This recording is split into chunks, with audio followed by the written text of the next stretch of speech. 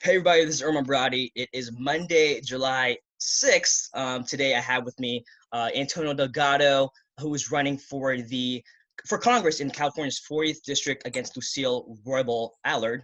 California's 40th congressional district includes Downey, East Los Angeles, Commerce, Paramount, Bell Gardens, Bellflower, Cudahy, Huntington Park, Maywood, and the neighborhoods of Florence-Graham, historic South Central, and South Park in South Los Angeles. It is the most Latino district in the nation at 86.5%.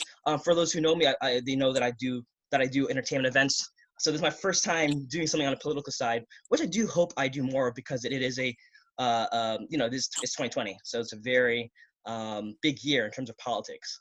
I am fortunate enough to have with me Antonio Delgado, who is running for Congress in the 40th district.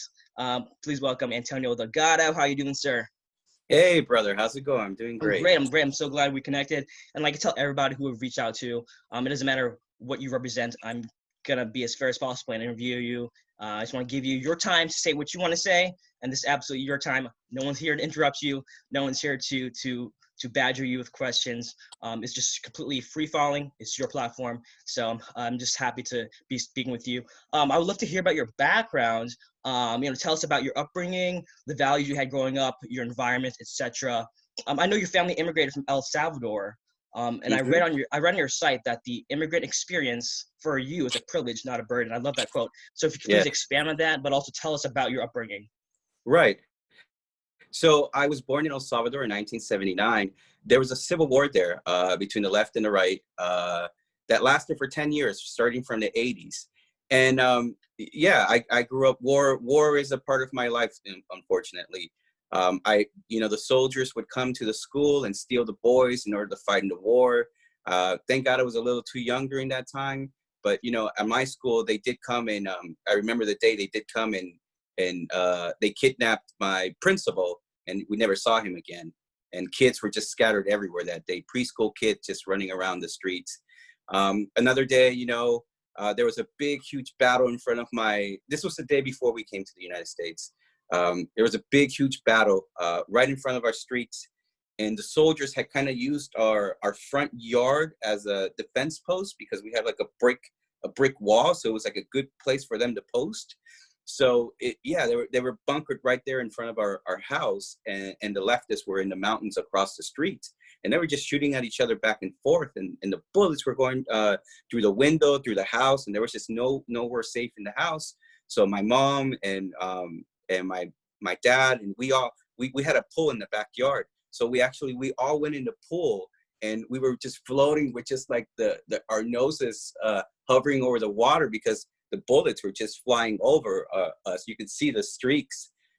So yeah, we spent the night in the pool, in the hole, and just things like that, man. Just things like that. We came to the United States running from that, and I ended up in South Central Los Angeles, which is now the 40th district. And so I went from one war zone to the other because during that time, there was a lot of gang violence. There was the black gangs and the Mexican gangs were actually picking on the Salvadorians because we were the new immigrants in town. So yeah, I mean, it was a really violent upbringing, but at the same time, man, the privilege I have is that I had a mom and dad, and no matter how crazy things got on the streets, home was safe to me, man. Home, Yeah. home was a place where I was loved, and my parents loved me, my little brother, and man, I'm so grateful to that. So many kids can't say that nowadays. Even if they have money, even if they have wealth, they can't say their home is a safe place. They Right. can't say that that's a place where they know is always going to be there for them. So luckily for me, my parents, they moved us out. I went to school in the West Side. I went to high school in Santa Monica. And that changed my life, man. That was the difference between me being a congressman and me just being another statistic, I think. Going to a better school. And so I went to a better school in Santa Monica. I got the education I needed. And I became a lawyer, first in my family to become a lawyer, first in my family to go to high school too. My parents didn't finish high school. My father didn't have his own pair of shoes. His first pair of shoes, he didn't have them until he was like 12, 13 years old. But you know, that's what happens when you have a philosophy of hard work, when you're dedicated to hard work. You know, in one generation, my father went from not owning a pair of shoes until he was 12 to, you know, raising a son who's running now for Congress and has multiple law firms. You know, one generation can do it. And I was reading also that there was I forget his name, there was a Republican in the after the Civil War. He was the first African-American congressman, and he was a slave before he actually became congressman. He was a slave.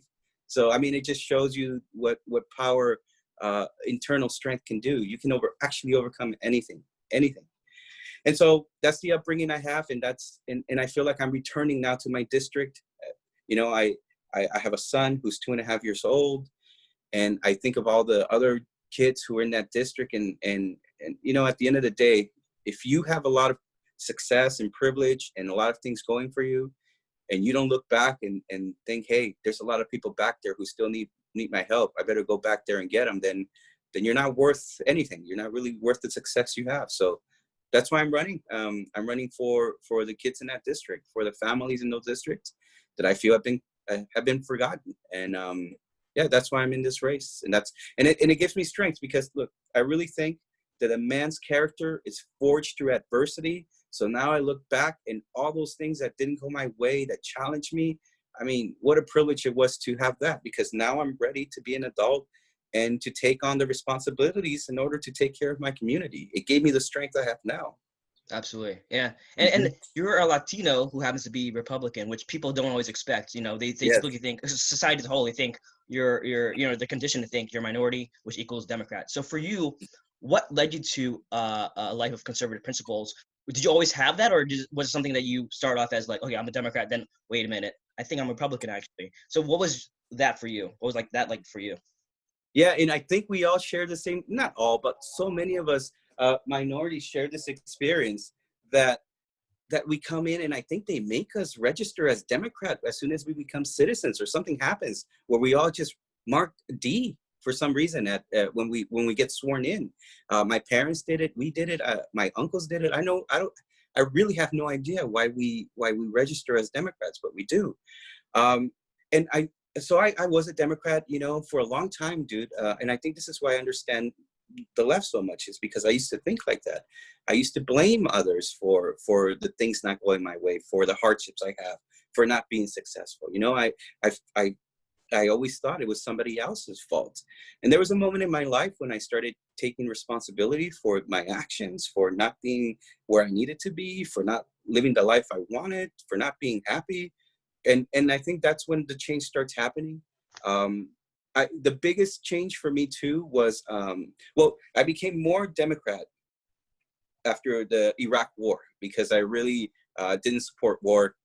I didn't support the Iraq War. So that really pushed me to the left, the Iraq War. But that's what actually deluded me with my trust from the mainstream media, was how they didn't even question the rationale for war. So that's where my distrust for media started, and where it continued, actually, where it continues now. But then, you know, you become independent, and then you start becoming independent because you see the left going in this direction that you just doesn't seem rational. It doesn't seem like it's level-headed. And throughout my life, I really see how cancerous the philosophy of being a victim can be to your soul, to your well-being. And I'm not saying people are cancer. I'm saying that philosophy is a cancer. It destroys, man. It destroys. And that's why I'm a Republican, because I really think they both have problems. I think both parties are too connected to the establishment class. But at least I think the Republican Party can be saved because of the foundations of its principles. But the Democratic Party has embraced the philosophy of victimhood that I believe it just can't be saved anymore, man. There's no way of pulling that whole structure out. I mean, people are going to start leaving it, like myself and other people I know. And then we'll invite them, you know, yes, you're welcome into the Republican Party. But philosophically, and I see it now after everything that's happening, there's no saving anyone who's in that spiral of victimhood. So Gotcha. yeah, That's how, and you know, there's a lot of Latinos that are actually becoming Republicans for the same reason. I'm actually gonna, if you don't mind me, I'm gonna kind of jump ahead to that because, and I'll go back to other questions I had before that. But I'm glad you mentioned that because in one of my follow-up questions, I don't know if you know this, but there's a whole campaign called the Walk Away campaign, which is started by Brandon Straka, who is a gay Republican. And it's like you said, nowadays you'll see a lot of Latinos, Blacks, Asian Americans, LGBTQ plus leaving the left to join the Republican Party. A lot of the stories that I personally read have been people who do their research and they see how certain people on the left treat or shun non-liberals. They observe the media's bias and their double standard. So just like yourself, in 2020, you see a rise of minorities and women, people of color who run for office as Republican. And I saw a quote, the California Globe wrote that this false crop of California GOP candidates is unlike any other that came before it. And there's an unprecedented array of diversity that has manifested in a pool of contenders that includes plenty of women in every racial background. So why do you personally feel like more and more people of color and women are running as Republicans nowadays? Because at the end of the day, you know, the philosophy of creating yourself, that you're in charge of your destiny, that hard work is a path to success, your faith in God. I mean, those things are really, they cross all lines, they cross all ethnicity, they cross all genders. So I think that philosophy is what binds all the ethnicities together, all the diversity right now that is running as Republican. So, and you're right. And actually there's a lot of, if you look at the lineup, the establishment in California, the legacy, our Democrats are not really diverse. I mean, you have Pelosi, you have Gavin Newsom, you have Feinstein. I mean, not only are they not diverse, they're actually from the same families. You know, they have connections in the same families. They're extended family members. So the California establishment is not just Democrat, it's actually ruled by an extended family. And what you're seeing right now is a challenge between regular, normal, everyday Californians who realize that you're not going to get anywhere by trying to climb the Democratic ladder. The only way is to actually circumvent it and being a Republican and changing it from the outside. And you're going to see that too. I mean, when I talk to people in the communities, the Latinos, they say, you know, for so many years, we take the crumbs that the Democratic Party gives us, and we've been subservient to what they want. But at the end of the day, they're not going to get ahead. So that you see a lot of Latinos just realizing, hey, if we're going to get ahead, we're going to have to do it on our own. We're going to have to start our own businesses. We're going to have to create our own revenue streams of money. So you do see an exit from the Democratic Party for various reasons, for philosophical reasons, for economic reasons. But you're right, people are starting to read up and you'll see the change. But I also think that the reason you don't see much of it is because I've been told, and I'm not going to say their name confidentially by reporters, you know, by journalists. They say, hey, you know, I'd like to write a good story about you or put you on the press, but I can't, you know, I'm only allowed to write bad stories on Republicans and good stories on Democrats. And, you know, the stories don't get approved by the heads up. Yeah, by the papers, by the heads up. So, yeah, I mean, if they're ignoring us right now, they're ignoring anyone who's not part of the establishment. Just like how Bernie got ignored on the left, you're ignoring the populist Republican candidates as well. And it's funny because I looked it up in June in June there was the Republican primaries going on, and I think I saw that in Baltimore, like 5 or 6 of the Republicans who ran for mayor are Black. That's right. Yeah, that's right. And I thought that was astounding. Yes, and you know, I think what the media does too is they focus on Trump, and they focus because then if you focus on the presidential race, then you can ignore all the little races. You know, your mayor, your city council races, your Congress race, which are going to have in a lot of ways a bigger effect on your life than the national race. But yes, they ignore the local issues. My district, for example, my friend, it's been called the corridor of corruption. Just because city managers, mayors, they've been arrested for for corruption. Not a few weeks ago, Jose Juicia got arrested for racketeering. Hmm. And you know, in that district, I didn't know that. So since you have such little turnover, because the people in that district, they're hardworking people. They go to work. You know, they don't really pay attention to politics. So they don't. Since there's not any change, you know, you don't have new people come in and seeing where the money's going, how it's flowing, and they benefit from the media not looking into these races, into the local races. I mean, I've been completely ignored by the media, by the mainstream media. Speaking of which, we touched on it a little bit earlier before we recorded, but I didn't know you're running. Like your opponent, Lucille, she's been in her seat for 30 years, and I didn't know you're running against her. So what is it? Of course, California's a blue state, super blue, but what is it about? Like, what can you take away from that? Why do you think they kind of ignore you and people don't even know you're running? Because it's the same reason why Bernie got ignored on the left. I mean, they don't want you to look at candidates because you might actually be inspired by this person. You might actually agree with what they're saying. So, you know, it's better if we're ignored. Like I said, my opponent has been there for almost 30 years. And before her father was the the congressman of that district. So you imagine it's actually it's a dynasty, you know. First comes the father, then you give it to the daughter, and who's next? The granddaughter, you know. I don't think our democracy was supposed to be like North Korea, where you hand down the seat of power to the next kid. But that's how our democracy operates right now, and it operates like that because the local papers, the local news media doesn't pay attention. And yeah, I mean, like I said, you know, not too long ago there was a Delta airplane that dumped fuel over the elementary schools in Cudahy, and that just went away. It disappeared. You know, the local media just forgot about it. Yeah, exactly. I mean, there's so many local things that happen.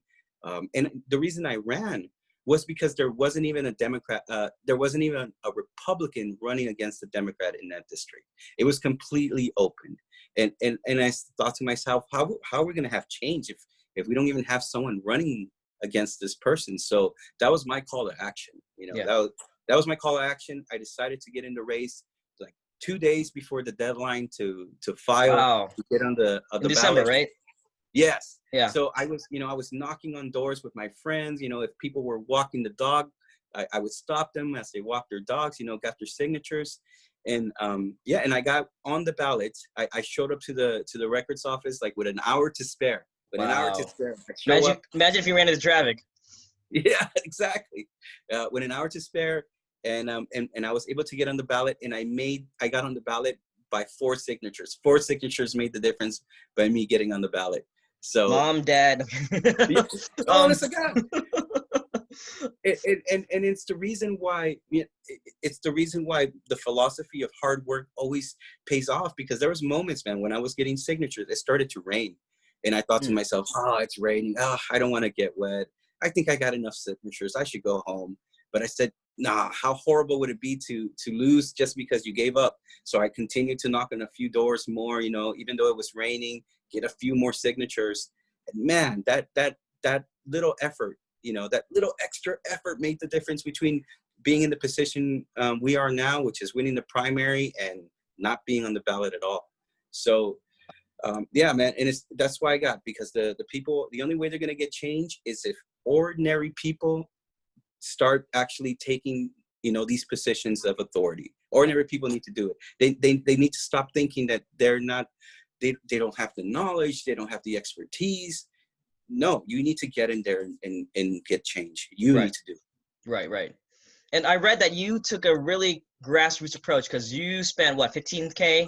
Lucille spent $240K.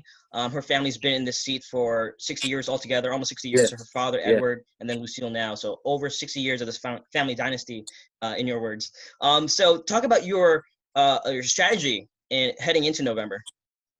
Yeah. So I really think that she's going to outrace me no matter what. Like I said, I spend my own money in this campaign, and I did it because I believe in what, you know, we're trying to do. I believe in our philosophy. I believe that we can actually change that place for the better. So I've invested my own money in this campaign, And I hope to get, you know, donors, and any amount of donation would help. It greatly appreciated. But I'm in this to win this. But it also shows you how wasteful government is, because she spent $420,000 to get the same result we got for 15, which is win the primary, because that's all you needed to do in California.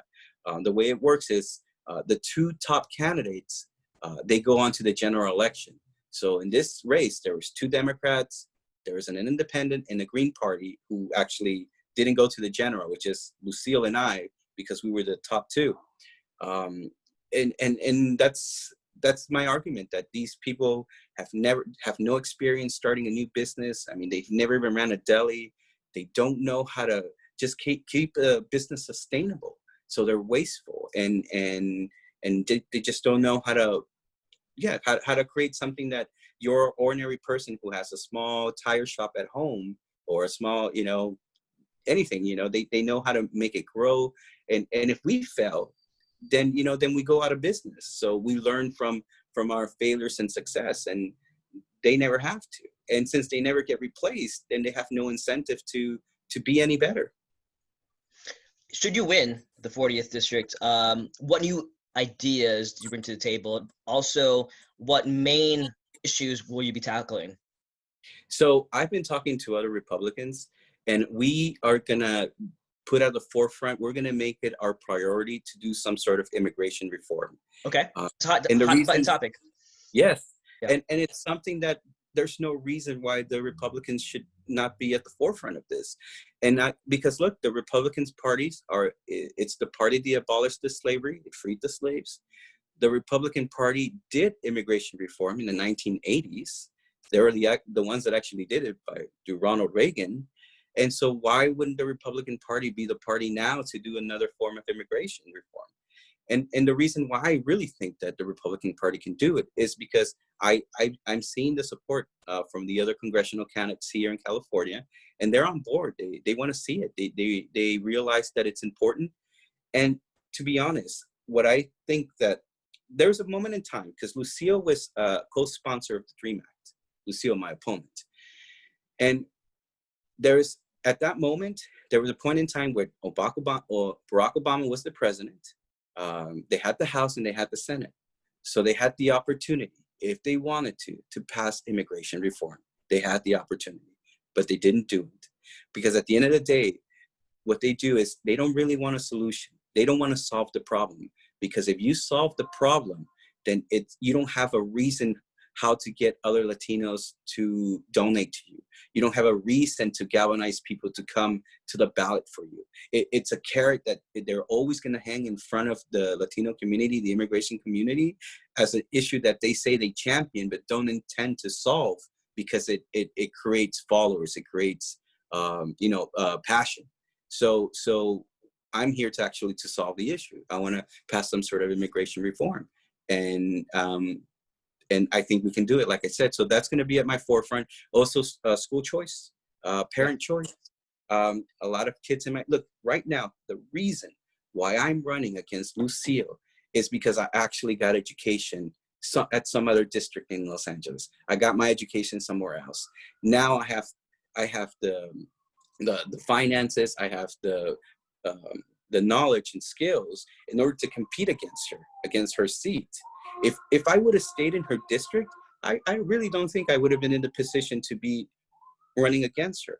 But maybe that's the whole point all along. If you keep your populace uneducated, if you keep them dependent, then they're never going to challenge you. They're never going to challenge your authority. Maybe that's the whole point, is to keep the community docile.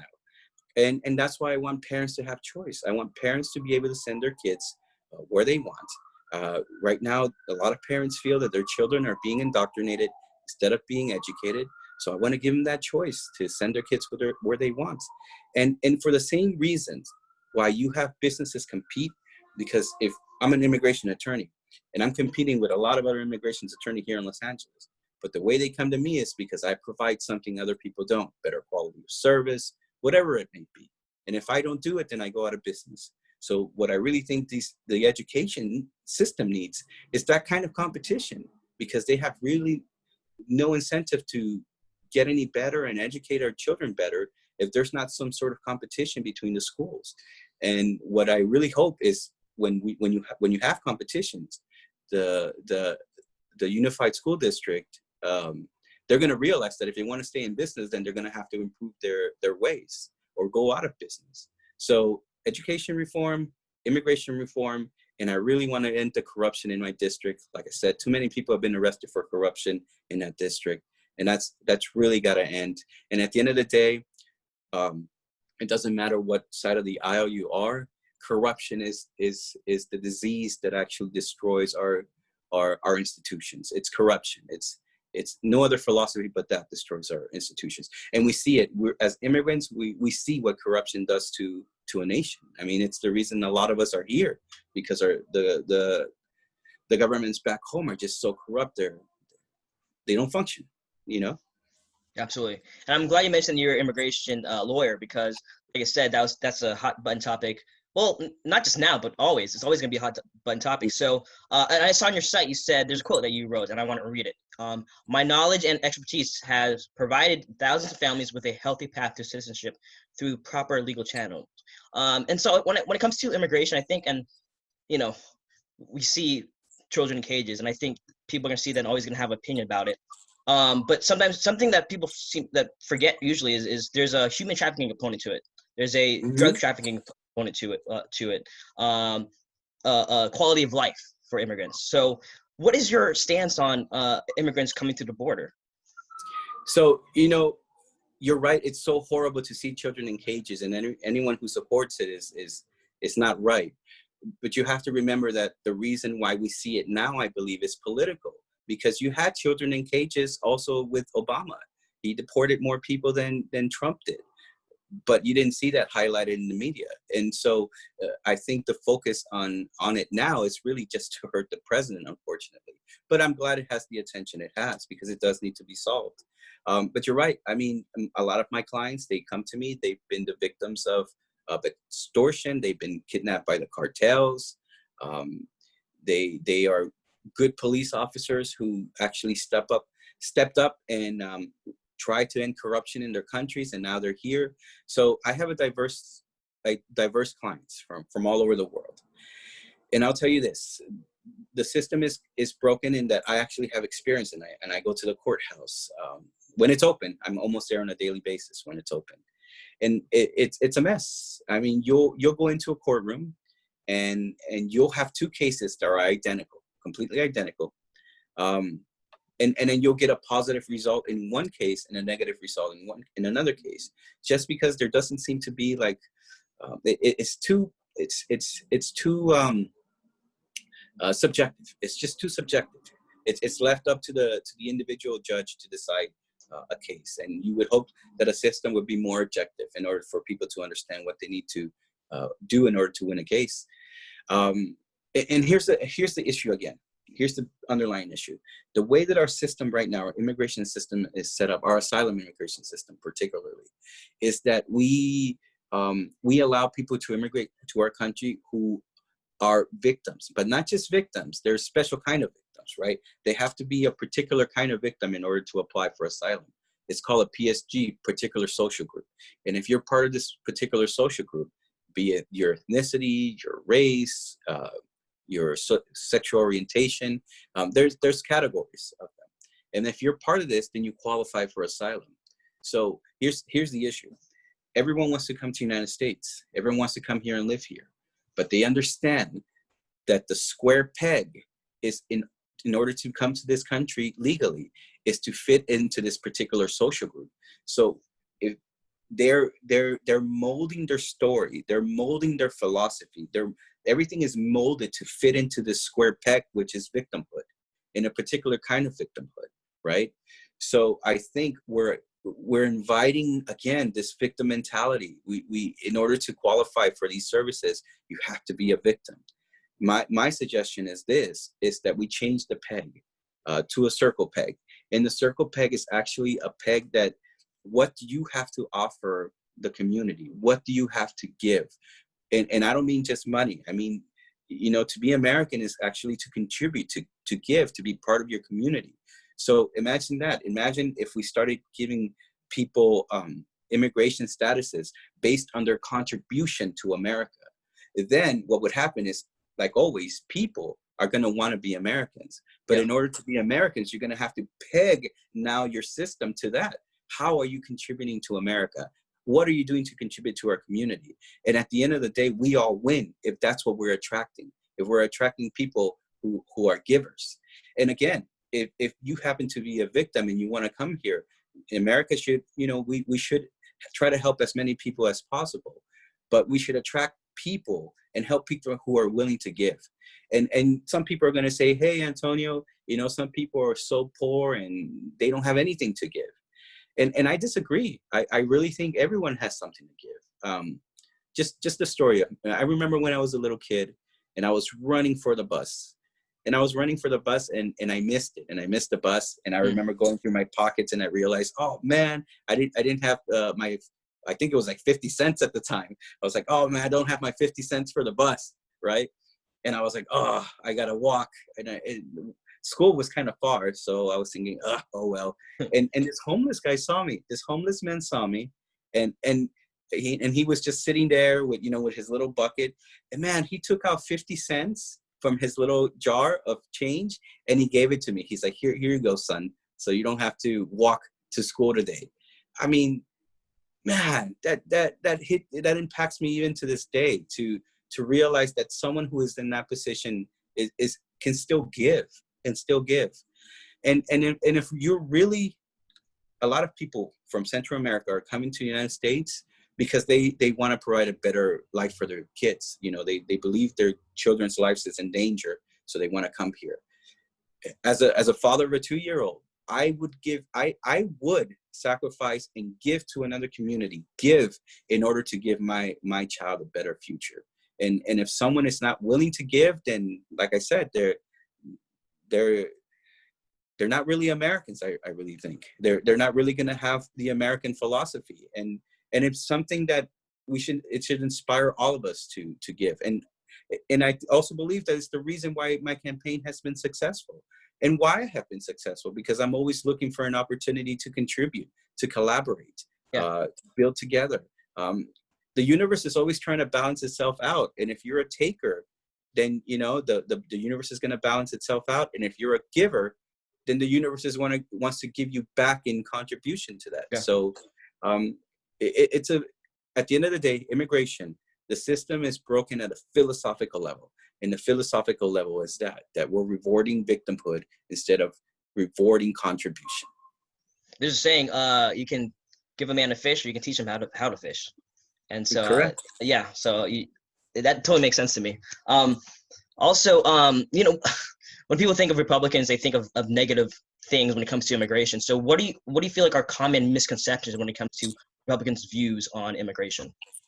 And it's that at the end of the day, I think conservatives, Republicans, we like people that can help themselves. We like people who contribute. I mean, I'm an immigrant, and I have been embraced by the conservative Republican community because they love nothing more than someone who actually came up, like an immigrant who came up from the bottom and built themselves. I mean, everyone loves that story, and that's what it is. It's that at the end of the day, I really feel that conservatism, we like to help those that help themselves. And we understand that if we help certain people that are not willing to help themselves, it can be a black hole of resources that could be better used helping those willing to help themselves. And I think that's why we're painted as being cold, is because we're willing to say no at times to people we feel are undeserving of resources that could be better used helping other people. And I think that's where it comes to. And immigration too. We don't want to just welcome all immigrants. We want to welcome some immigrants, right? And some are those that we feel can make some sort of contribution to our society. And here's the thing, is that as human beings, it's so difficult for us to think in millions, because our brains are not designed to think in millions. We're hunter-gatherers by nature. So our tribes are never meant to be any bigger than a few hundred people. So that's why when we think about the consequences of 1 million people here, 1 million people there, it's so difficult to quantify the effect. Because if you have this grandma who comes to the United States and she's wonderful, and you think, oh, she's wonderful, why do people don't want my grandma to come to the United States, or why don't they want my cousin to come to the United States? It's because we're not used to quantifying the aggregate effect of millions. Okay. If someone takes food stamps, for example, you think to yourself, oh, that person needs them. They're wonderful. We like that person. Yes, of course we want them to have food stamps, but we don't see the aggregate effect of a lot of people using food stamps, or the resources that are gonna be needed in order to be able to provide that kind of services to other people. So that's why I think we Republicans are seen a little bit more cold, is because we try to see how the resources, if they can really afford to support everybody. I feel we're not living in that fairyland where we say, yes, everyone can get everything for free. We're You like, get a no, car, you get a car, you get a car. yeah. We're like more, okay, this is the pot we have right now, and this is what we can do with this pot. Just like with my business, I'm like, okay, this is the kind of resources we have right now, so this is the kind of bonuses I can afford to give my staff, or this is what I can afford to invest in advertising, whatever it is. I think we're a little bit more realistic about about consequences and effects. Understood. And you mentioned your business again, so I want to take a step away from politics for the moment. Talk about you as an entrepreneur, as a businessman. Yeah. You said you opened up multiple law firms in Los Angeles. So talk about you as a businessman, and you as an immigration lawyer. Not just an immigration lawyer, but you as just an entrepreneur altogether. Yeah. So man, I graduated from law school in 2009, man. And 2009 was the worst time to graduate. It was during the recession. And I couldn't find a job to save my life. I couldn't find a job. And can you imagine, I was with my law degree, dude, and trying to do any job. I was a midnight security guard. I was a valet parking cars with my law degree. And I was more than happy to do it because at least it was a paycheck. Yeah. But they wouldn't hire me anywhere because they saw their law degree and they're like, we don't want to hire this guy to, work at the, at a restaurant, whatever. But man, I was doing whatever it took to survive. That's what my dad taught me. I kept, and finally I graduated from law school, thank God. And I passed the bar exam in Wisconsin. And now I have my law degree. Now I have my I'm an attorney, but I still can't find a job. And then during that time, I was still a little bit in the victimhood mentality. And I remember I would tell people, yeah, man, they don't want to hire me. No one wants to hire me. And I told this older attorney that once. I asked them, you know what? No one wants to hire me. I wish I was good at talking to people. I wish I was an extrovert and in order to get clients. And if I was like that, then I wouldn't be in the situation I was in. And I remember I expected him to tell me something along the lines of, yeah, man, you're right, man. You're a victim in all this. You're right. The world is stacked against you. No one wants to help you. That's what I wanted to hear. I wanted him to feed my victimhood mentality. But what he told me instead was, yeah, you're right. You're not good at getting clients. It's something you should get better at. That's what he said. You should get good at it. Those were his words. And I was like, I was just dumbfounded. I was thinking, I should get good at it? No, you're supposed to tell me I'm a victim. But I marinated in it for a while. And I was like, you know what? He's right. I mean, if no one's going to give me a job, then I'm going to have to start my own job, get my own clients.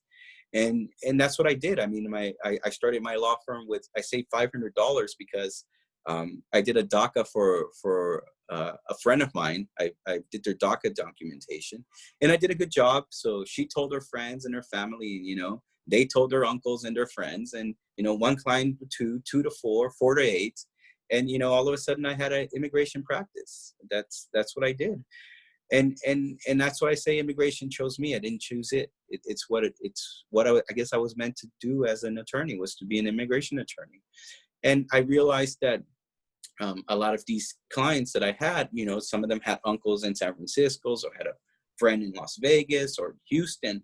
And they would tell me, hey, I really like you. I trust you. My family trusts you.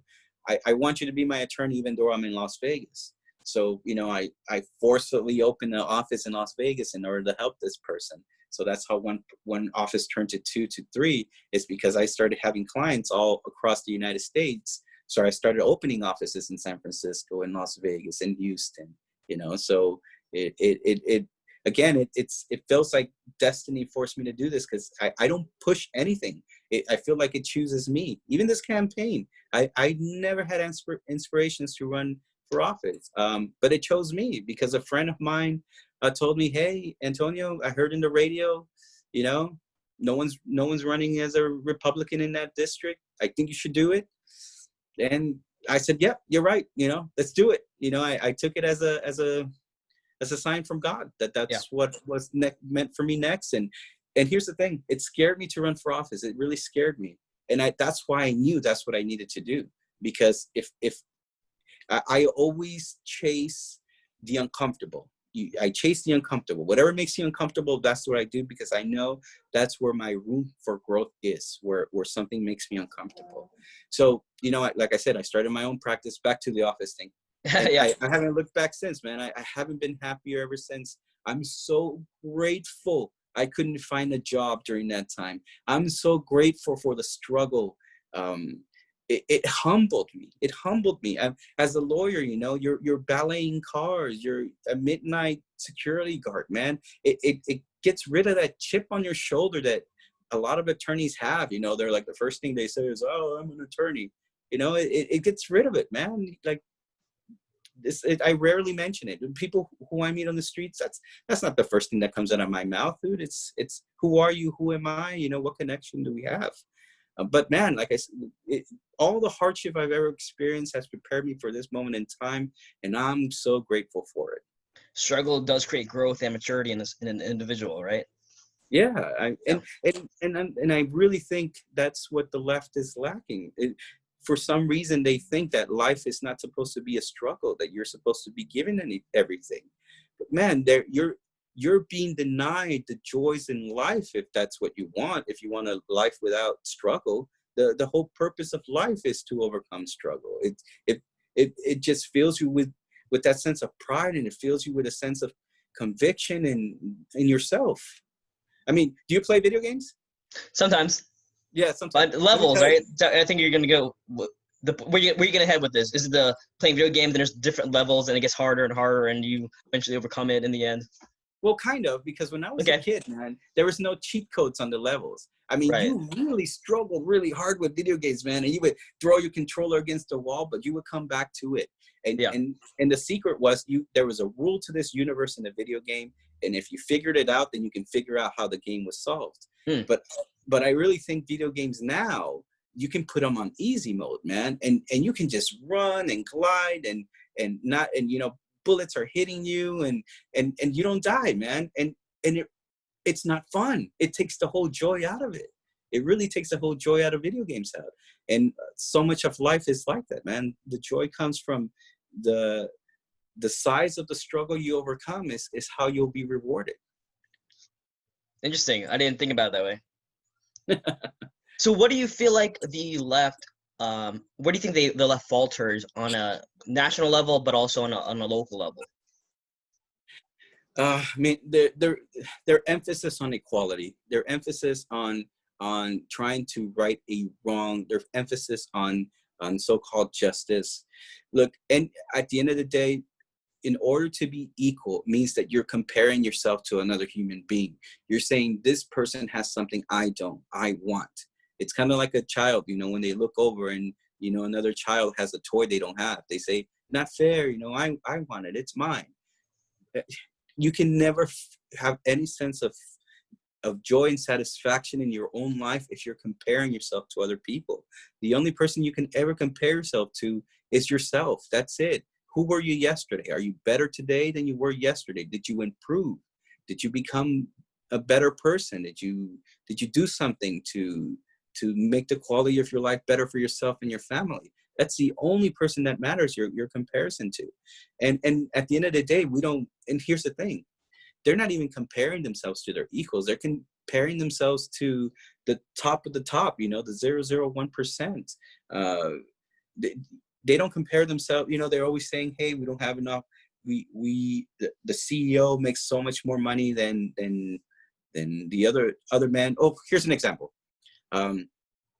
So many men, the majority, like the patriarchy, right? An example is the patriarchy, how they're responsible for a lot of the ills that the women suffer. What they don't notice is that there's so many men that are actually worse off than them. Many men make up most of the homeless population. Men make up most of the incarcerated population. So the men that are below their status are invisible to them. So what you have is actually a pyramid of a bunch of men at the bottom of the pyramid, a lot of men who are not social and economically doing fine. Then you have women in the middle of the pyramid. And then at the very top, you have a tiny little peak of probably men who actually are in charge and have the resources and have the power. But they ignore all the men at the bottom who are actually below them and say that the problem is the patriarchy. It's not the patriarchy, it's something else. But it's not that, definitely, because you have a lot of men who are not doing great, But it's that at a national level, philosophically, you can't be, your philosophy can't be equality. It can't be that, because it means that you're comparing yourself to another person. And your highest aspiration can't be equality. You want to be better. You want to be better than everyone else for your own good and for your own community's good. Like, how high can you as an individual rise? That should be the metrics. How high can I rise as an individual? And forget about everyone else, because that's what winners do. Winners focus on what they need to do, and they don't worry about what somebody else is doing. It's the difference between a winner philosophy and a loser philosophy at the end of the day. Got it. Now let's go there, because we talk about race now. It's 2020. It's like you can't not talk about what's going on socially. A lot of people in the Black community are hurting. A lot of people of color are hurting. What's your message for them as someone who's running in California? What's your message to these communities of people who feel like they're overlooked, who feel like they're invisible? Mm-hmm. Well, as someone who is going to be in a position of authority, what we need to do is listen to them. We need to listen to them and see what they have to say, see what their pain is. Like, for example, during the riots that we had recently, I was actually in the streets, talking to people, and when they were setting fires in downtown, I was out there with my neighbors, with fire extinguishers, putting out the fires, because we felt like we'd been abandoned by our elected officials. They were nowhere to be seen. Lucille didn't make a statement. At that time, the mayor hadn't made a statement. I mean, all these elected officials were just bunkered down in wherever they were, all of them. So we need to listen. That's what we need to do. As people in authority, we need to listen to them. But at the end of the day, not all minorities feel like they've been systematically targeted by racism. Not all of them. Like I said, I did at the time, but then I realized that so much in life is under my own control. And other candidates who are running as Republicans who are also African Americans. For example, in the 43rd, you have Joe Collins. I mean, he doesn't see himself as a victim either. A lot of us don't. It's a voice that's been amplified, but many of us don't see ourselves as victims, especially seeing how much control we have in our own lives. What was your question? Because it was such. No worries. Because it's 2020, we can't not talk about what's going on socially. So I just want to get your overall opinion on what's going on, and your message to people who feel like they're overlooked or invisible, or who are just in pain right now. Yeah, and it's that, man. You need to take control of your own life, and so much that happens to us is by our own doing. Look, I'm going to give you an example. I took one of those. It's called 23andMe, I think, right, where you check your ancestry. Yeah. So I didn't know. I'm like 18% African. I guess my ancestors were brought to Latin America as slaves by the Spaniards. So I mean, it's incredible. I have sub-Saharan and Guinea, and it's just really, I have have a really diverse African background, it seems. And I also have a really diverse European background. And then the other half of me is Native American. So if people say that the reason they're not ahead is because they come from slavery, well, my friend, it seems I came from slavery too, you know. And if people say, well, you can't make it in this country because you're an immigrant. Well, I came here as an immigrant too. I mean, whatever excuse you can make for yourself, another person can make it too. And you really have to focus on what the solution is. You can focus your energy on the problem. And if you do that, then you're always going to be looking at the problem. You should need to focus your energy on what the solutions is. And then you focus your energy on that. And the solution in this case is to improve yourself, to make yourself better. And as a leader, you know, I will do anything I can to help people make themselves better. But it has to be that. They have to realize that if they do not take control of their lives, no one else will. And nor should they, because so much joy in life is actually you being the one who overcomes something, you being the one that actually can take glory for what you've accomplished. You take credit for what you do, and you take credit also for your failings. You take credit for both. And once you start doing that, I mean, the stars just start aligning. It's almost as the universe starts conspiring to help you, actually. That's how I felt. Like, ever since I embraced this philosophy of self, you know, self-determination, you know, just being in charge of my own life and my own destiny. The other way, you get what you focus in.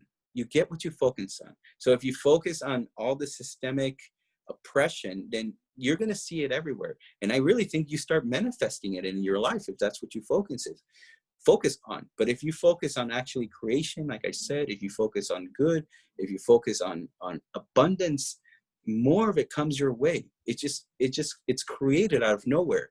And I mean, people just like during this election, people had just been appearing out of nowhere saying, hey, Antonio, I want to help you. Hey, Antonio, can I participate? Hey, Antonio, let's do this together. And it just, whatever place you are in your head, you're going to attract more of it. And so if you start focusing, like I said, more on abundance, on collaboration, on just gratefulness is another thing. If you start the day with being grateful, then you're going to start manifesting more of that in your universe. And I know it's a hard sell for people who feel that they, like you said, been marginalized and they've been ignored. But just because you feel a certain way doesn't make something true. It just means that that's how you feel about it. But we give meanings to our lives about things. We give the way we feel about things is a lot of times a reflection of where we are, as opposed to where someone else is. People take offense to things that other people do when sometimes they didn't mean any offense, you know? But the reason is because we feel vulnerable, we feel hurt, and so we take things negatively. So much of what we do is a reflection of who we are. And our life, in a lot of ways, is a reflection of where we are as well. Not always. Like I said, I know we have our own individual struggles, but I'm here to show you, look, I'm running in a district that's supposed to be really, really deep, deep blue, okay? I should have no chance of winning in that district, supposedly. It's 50% Democrat, and all the experts have said that there's no point of even running in the race.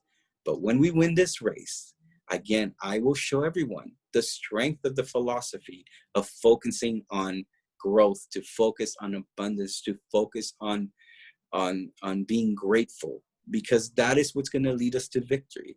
And at the end of the day, it doesn't matter what we say to people. We need to show them how to do it. I want to show people how to win. I'm going to show them how to win come this election. And I will, and again, I don't care who you are, what your political philosophy is. If you want to learn how to win, I will teach you. I will teach you, because the world's a better place if you win. If you're doing better, I'm doing better. So watch, come this November, we're going to win this race, and then people will have no excuse. I'll make the same argument. This is what focusing on making yourself better, this is what this philosophy has to offer. This is what the Republican Party has to offer. It has to offer winning in life. I think that's the best way to end this. Before we go, Antonio, where can we follow you on social media, official websites, anything you want to share, any links you want to share for our listeners to check out? Yeah, absolutely. So the website is cantoniodelgado.com. There's another congressman right now in New York. His name is Antonio Delgado. So make sure you see this face. It's cantoniodelgado.com. You can follow me on Instagram on Antonio Delgado77, 37s, Antonio Delgado 777, and on Facebook as well, Antonio Delgado for Congress.